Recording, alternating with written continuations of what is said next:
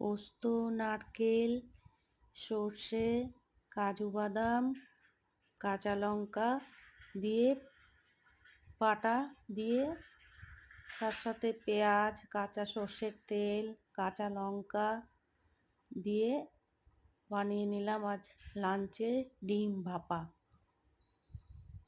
Ingredients: সর্ষে বাটা, পোস্ত বাটা, ধনেপাতা বাটা, কাঁচা লঙ্কা, সর্ষের তেল, হলুদ, একটু সামান্য মিষ্টি, নারকেল বাটা, কাজু বাটা।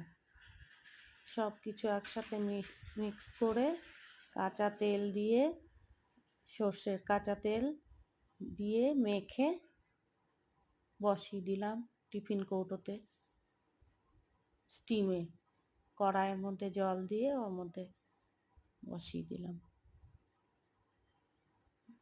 ওয়াও টেস্ট হয়েছিল আজকের ডিম ভাপাটা, দারুণ টেস্টি। তোমরাও করে দেখবে, খুব ভালো লাগবে।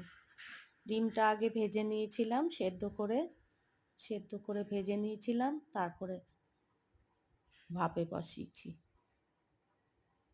লাস্টে একটু নামানোর আগে কাঁচা তেল ছড়িয়ে দিয়েছি, দারুণ টেস্টি।